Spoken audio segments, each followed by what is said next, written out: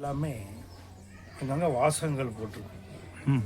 ஐயா வந்து பார்த்தீங்கன்னா இன்றைக்கி எப்படி பக்தர்கள் நிறைய பேர் வர்றாங்க, வந்து பூஜைக்கு ஐயா முன்னாடி எல்லாம் உட்காந்து கும்பிட்றாங்க. அது மாதிரி பக்தர்கள் நிறைய அன்றைக்கி ஐயா ஜோதியாருக்கு முன்னாடி உட்காந்துருப்பாங்க. அப்போ வந்து பார்த்தீங்கன்னா ஒவ்வொருத்தரும் பார்த்து சொல்லுவார். அவர் பேசின வார்த்தைக்கு தான் அன்னதான கூட வளாகத்துலேயும் கோயிலுக்குள்ளேயும் அங்கங்கே எழுதி போட்டிருக்கு, கோயிலை சுற்றி. அப்போ ஒருத்தருக்கு சொல்கிறாருன்னா அது நிறைய பேர்த்துக்கு பிரச்சனைக்கு தீர்வு கிடைக்கும், பதில் கிடைக்கும். சொன்னால் புரியும், அவங்க அனுபவத்தால் உணர்வாங்க. இப்போ இன்றைக்கி ஒரு சில பக்தர்களாக வந்து பார்த்திங்கன்னா ரொம்ப நாளாக வர முடியல அப்படின்னு சொல்லி வேண்டிகிட்டு இருப்பாங்க.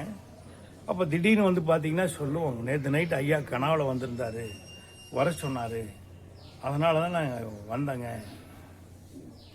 கோயிலை வாங்கிட்டு வர சொன்னார், ஏன்னா மாசா ஜூஸ் வாங்கிட்டு வர சொன்னார் அப்படின்னு சொல்லிட்டு இன்றைக்கி பக்தர்கள் வர்றாங்க. அப்புறம் குழந்தை இல்லாதவங்க, அப்புறம் கேன்சர் பேஷண்ட்டு, ஹார்ட் ப்ராப்ளம் உள்ளவங்க, இவங்க எல்லாருமே வருவாங்க. இங்கே பகவானுக்கு பார்த்தீங்கன்னா அமாவாசை காலங்களில் விபூதி காப்பு போடுவாங்க மேலே. இப்போ எப்படிங்க தெய்வ சன்னிதானத்துலலாம் சாமி சிலைக்கு சந்தன காப்பலங்காரம், விபூதி காப்பலங்காரம் போடுவோம். அந்த மாதிரி ஐயாவுக்கு வந்து பார்த்தீங்கன்னா அமாவாசை அன்னைக்கு விபூதி காப்பு போடுவாங்க. பௌர்ணமி காலங்களில் சந்தன காப்பு போடுவாங்க. அப்போ இந்த சந்தனமும் விபூதி ஐயா மேலே போடும்போது அது ஒரு மகா மருந்து ஆயிடுது. அப்போ நிறையா பக்தர்களுக்கு வந்து இங்கே விநியோகம் பண்ணுறாங்க, கொடுக்குறாங்க அறக்கட்டளையிலேருந்து. அதுக்கு எந்த கட்டணமும் கிடையாது, எப்போ வந்தாலும் வாங்கிட்டு போகலாம். அமாவாசை பௌர்ணமி காலங்களில் விசேஷ நாளில் அவங்க அதிகமான ஒர்க்கில் இருப்பாங்க. பக்தர்கள் அந்த நேரத்தில் கொஞ்சம் சிரமம் கொடுக்காம மற்ற இடைப்பட்ட நாட்களில் வந்து கேட்டு வாங்கிட்டு போகலாம். அது கொஞ்சம் ஆரோக்கியமாக இருக்கும், எல்லாத்துக்குமே ஒரு ஆரோக்கியமாக இருக்கும்.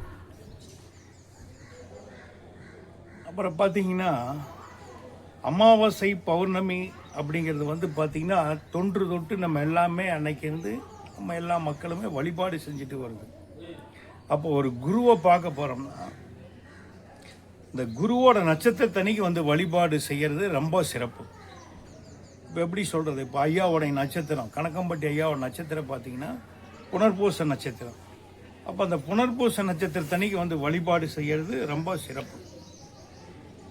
இங்கே பகவானை வந்து இரவு தங்கியிருந்து வழிபாடு செஞ்சுட்டு போகிறதும் ரொம்ப சிறப்பு. சொன்னால் புரியாது. அப்போ வந்து பார்த்திங்கன்னா இந்த ஐயா இடத்துல தூங்குறது வந்து பார்த்திங்கன்னா அது ஒரு மிகப்பெரிய விஷயம். சொன்னால் புரியாது. ஒரு சிலர்லாம் வந்து சொல்லுவாங்க, ஒரு சில பக்தர்கள்லாம் வந்து சொல்லுவாங்க, சாமி ஒன்றும் உடம்புக்கே முடியலைங்க, ரொம்ப பிரச்சனையாக இருக்குங்க, வந்து ஐயா இடத்துல ஒரு நைட் தூங்கி எழுந்திரிச்சு போனால் தாங்க எல்லாமே ஃப்ரெஷ்ஷாக இருக்குது, எல்லாமே நல்லபடியாக நடக்குது, உடம்பு ஆரோக்கியமாயிருக்கு அப்படின்னு சொல்லி சொல்லுவாங்க. ஒரு சிலர் சில விஷயங்கள் சொல்ல மாட்டாங்க. ஏன் அப்படின்னு கேட்டிங்கன்னா பெரும்பாலுமே வந்து பெரியவங்க சொல்லுவாங்க, இறைவன் கொடுக்குற ரகசியத்தை வெளியே சொல்லக்கூடாதுன்னு. சாமியே சொல்லுவார், டே சாமி உனக்கு கொடுத்தது உனக்குடா சாமி, அச்சு பதிக்காடா சாமி, விளம்பரம் செய்யாடா சாமி அப்படின்னு சொல்லி சொல்லுவாங்க. அப்போ சில விஷயங்கள் வந்து எல்லா பக்தர்களுக்கும் தெரியணும், எல்லா மக்களும் வந்து பயன்பெறணும், ஐயாவோட மகிமை உணரணுங்கோசரம் ஒரு சிலர் வந்து சொல்லுவாங்க. இந்த மாதிரி எனக்கு கேன்சர் இருந்தது, காஞ்சிபுரத்துலேருந்து ஒரு பக்தர் வந்திருந்தார். அவருக்கு பார்த்தீங்கன்னா 7 கட்டி கேன்சர் கட்டி, 7 கட்டி வயிற்றுக்குள்ள. இப்போ டாக்டர் பார்த்து ஆப்ரேஷன் பண்ணி பார்க்கணும் அப்படின்னு சொல்லி சொன்னாங்க. ஆனால் அவங்க வந்து பார்த்திங்கன்னா ஐயாவுடைய தீவிரமாக கும்பிடுறோம். வந்து அவங்க இரவு தங்கியிருந்து போனாங்க ஒரு வாரம். அதுக்கப்புறம் பார்த்திங்கன்னா அவங்களுக்கு எந்த ஒரு பாதிப்பும் இல்லை, அவங்களுக்கு எந்த ஒரு பாதிப்பும் இல்லை. இன்னைக்கு நல்லா இருக்காங்க. இன்னைக்கு வந்தாங்கன்னா ஒரு 2 நாள்ல இருந்து தங்கி இருந்து வழிபாடு செஞ்சுட்டு தான் போவாங்க. அவங்க 2 நாள் 3 நாள் வந்து தங்கி இருந்து ஐயாவை கும்பிட்டு தான் போவாங்க. அப்புறம் வந்து ஐயா வந்து பார்த்தீங்கன்னா அன்னைக்கு நிறையா பக்தர்களை வேலை வாங்குவார். கல்லுகளை பொறுக்கி போட சொல்லுவார், இந்த சோள கதிரில் அள்ளி போட சொல்லுவார். அப்படியே கூட்ட சொல்லுவார், குப்பைகளில் கையிலேயே கூட்ட சொல்லுவார். அது வீடியோவில் பார்த்தீங்கன்னா எடுத்து வச்சுருக்காங்க. யூடியூப்பில் போய் சர்க்குரு டிவின்னு டைப் பண்ணி சப்ஸ்கிரைப் பண்ணி பிளேலிஸ்ட்டுக்குள்ளே போனால் வீடியோவில் பார்க்கலாம். ஐயா இடத்துல வந்து சேவை செய்யுங்க, ரொம்ப நல்லது. என்னன்னு கேட்டிங்கன்னா, நம்ம அவருக்கு சேவை செய்ய முடியாது. அதாவது ஐயா இடத்துல வந்து ஒரு 4 பேர்த்துக்கு ஒரு அன்னம் பரிமாறுறதோ, இல்லை கோயிலை சுற்றி கூட்டுறதோ, பெருக்கிறதோ, ஏதோ ஒரு வேலை செஞ்சுட்டு போகும்போது பார்த்திங்கன்னா நம்முடைய வினை பயன், கர்ம வினைங்கிறது விலகும். அது சொன்னால் புரியாது. ஒவ்வொரு பக்தர்களுடைய அனுபவத்தில் அது சொல்லுவாங்க. இப்போ ஒரு இடம் வாங்குறதுக்கு இடைஞ்சல் இருந்திருக்கும். ஐயா இடத்துல வந்து தங்கியிருந்து காலையில் பார்த்தீங்கன்னா கூட்டி பெருக்கிட்டு போவாங்க. அடுத்த முறை பார்த்தீங்கன்னா, சாமி இந்த இட பிரச்சனை கிளியர் ஆகிடுச்சுங்க, இப்போ இந்த இடத்துல வீடு கட்டிக்கிட்டு இருக்கிறேங்க அப்படிம்பாங்க. இப்போ என் பொண்ணு படிப்பு செலவுக்கு ஏற்கனவே எங்களுக்கு 2-3 வீடு இருக்குது சாமி, அந்த இடத்த விற்கணுன்ட்டு இருந்தால் ரொம்ப நாளாக விற்க முடியல. ஐயாட்ட வந்துட்டு போனதுக்கப்புறம் அந்த இடம் விற்றுட்டு எல்லாம் நல்லபடியாக நாங்கள் செய்ய வேண்டிய காரியங்களை சிறப்பாக செஞ்சுட்டோம் அப்படின்னு பக்தர்கள் வந்து அவங்களுடைய அனுபவத்தை சொல்லுவாங்க. குழந்தை இல்லாதவங்களுக்கு ஐயாவுடைய சந்தனம் விபூதி கொடுப்பாங்க. அதை வாங்கிட்டு போய் அவங்க சாப்பிடுவாங்க மருந்தா. அப்போ பார்த்திங்கன்னா குறிப்பிட்ட நாளில் அவங்கள வந்து தகவல் சொல்லுவாங்க. இந்த மாதிரி சாமி ரொம்ப சந்தோஷம் சாமி, ஐயாவுடைய சந்தனம் சாப்பிட்டேன், இன்றைக்கி என் பொண்ணு 3 மாதம் முழுகாமல் இருக்குது அப்படிம்பாங்க. ஒரு சிலர் குழந்தை பிறந்ததுக்கப்புறம் அந்த குழந்தைய எடுத்துகிட்டு வந்து ஐயாட்ட வச்சு தான் பேரும் வைக்கிறாங்க. ஒரு சில பக்தர்கள் ஐயாட்ட வச்சு காது குத்துறாங்க. ஒரு சில பக்தர்கள்லாம் வந்து பார்த்திங்கன்னா அவங்க குழந்தைக்கு கல்யாணமே இங்கே தான் பண்ணுறாங்க. இப்போ இங்கே அறக்கட்டையில் பார்த்திங்கன்னா கல்யாணம் வர பக்தர்கள் ஒரு காது குத்து விசேஷம் பண்ணுறதுக்கு, ஒரு வளைகாப்பு பண்ணுறதுக்கு, ஒரு திருமணம் பண்ணுறதுக்கு இப்போ கோயிலுக்கு முன்னாடி வெளியில் திருமண மண்டபம் ஒன்று கட்டியிருக்காங்க.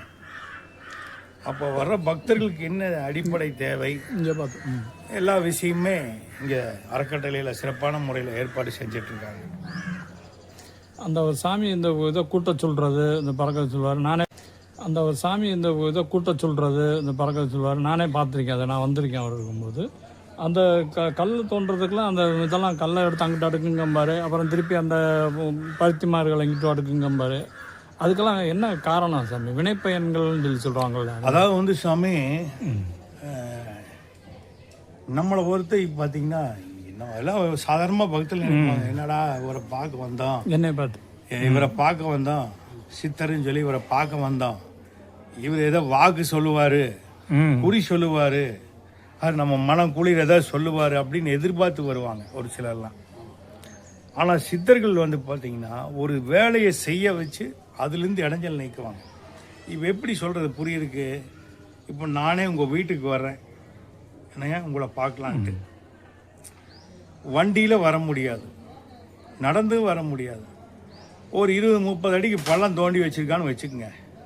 எப்படி உங்கள் வீடு அந்த பள்ளத்துக்குள்ளே இறங்கி வர முடியாது, எப்படி உங்கள் வீட்டுக்கு வர முடியும்? அப்போ வந்து பார்த்தீங்கன்னா அந்த பள்ளத்தை மூடினா தானே வர முடியும் உங்கள் வீட்டுக்கு. அது மாதிரி சாமிங்க செய்ய வைக்கிற வேலை ஒவ்வொன்றுமே வந்து பார்த்திங்கன்னா நமக்கு ஒரு கல்யாணத்துக்காக இருக்கட்டும், ஒரு தொழிலுக்காகட்டும், இல்லை ஒரு இடம் வாங்குகிற விலையாக இருக்கட்டும், ஒரு படிப்பு சம்பந்தமாக பிள்ளைக்கு படிப்பு வராமல் இருக்கட்டும், இல்லை காலேஜில் சேர்த்த முடியாமல் இருக்கட்டும், அந்த பொண்ணுக்கு பிடிச்ச சீட்டு கிடைக்காமல் இருக்கிறதா இருக்கட்டும். அப்போ இங்கே ஒரு வேலை செய்யும்போது அந்த இடையூறானது வந்து நீங்கப்படுது. அப்போ வந்து இறைவன் வந்து அவர் அதை செய்ய வைக்கிறாருன்னா நம்மளுடைய இடையூறுகள், நமக்கு இருக்க இடையூறுகள் உடல் ரீதியாகவும் இருக்கலாம், தொழில் ரீதியாகவும் இருக்கலாம், கல்வி ரீதியாகவும் இருக்கலாம். அப்போ அந்த இடையூறு நீக்கி நமக்கு ஒரு விமோசனத்தை கொடுக்குறாரு. இதெல்லாம் சொன்னால் புரியாது, அனுபவ ரீதியாக உணர முடியும்.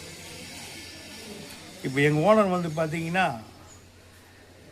அவங்க பொண்ணு வந்து 12th படிக்கும்போது 12th எக்ஸாம் எழுதுறதுக்காக பேனா நோட்டெல்லாம் கொண்டு வந்து ஐயாட்ட வச்சு வாங்கிட்டு போகலான்னு வந்திருக்காங்க. அவங்க வர்றதுக்கு முன்னாடி ஒரு பெரிய கல், ஒரு 6 அடி நீளம் இருக்கும், 1.5 அடி அகலம் இருக்கும், 3/4 அடி உயரம் இருக்கும். ஒரு 5 பேர்த்த புரட்ட சொல்லியிருக்காரு. 5 பேர்னால புரட்டவே முடியல. அப்போ ஐயா வந்து சொல்லியிருக்காரு, டேய் உங்களாலெல்லாம் முடியாடா சாமி, அதை புரட்ட கொடுத்த வந்துட்டு இருக்காண்டா சாமி அப்படின்னு சொல்லியிருக்காரு. அப்போ எங்கள் ஓனர் வந்தோடனே குழந்தைகிட்ட, எங்கள் ஓனர் பொண்ணுக்கிட்ட பேனா நோட்டெல்லாம் வாங்கி கொடுத்துட்டு பாப்பாவை கூப்பிட்டு பக்கத்தில் உட்கார வச்சுட்டார் ஐயா, அவங்க பக்கத்தில். அப்போ எங்கள் ஓனர், டே சாமி அந்த கல்லை புரட்டி அங்கிட்டு தள்ளி போடுறோம் அப்படின்னு இருக்காரு. இவர் அங்கிருந்த கம்பி கடப்பாறையெல்லாம் எடுத்து அப்படியே ஒருத்தரே தள்ளி புரட்டி போட்டார்.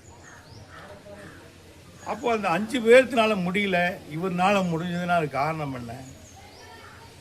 இறைவன் இவருக்கு அந்த பக்குவத்தையும் ஞானத்தையும் கொடுத்து அந்த தெம்பை கொடுத்து இவரை தள்ளி போட வச்சிருக்காரு.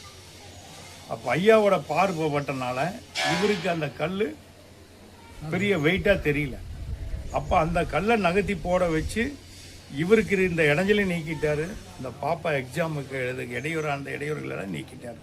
அந்த பாப்பா நல்ல முறையில் படித்து காலேஜெல்லாம் முடித்து கல்யாணம் ஆகி அந்த பெண்மணிக்கு இன்றைக்கி குழந்தை இருக்குது 3 வயசில். இந்த மாதிரி நிறைய அற்புதங்கள் நடத்தியிருக்காரு. ஐயாவை வந்து நம்பி கும்பிட்டு போங்க. சித்தர்களை பொறுத்த வரைக்கும் நம்மளை சரி பண்ணிக்கணும். யாருமே தவறு செய்யாமல் கிடையாது.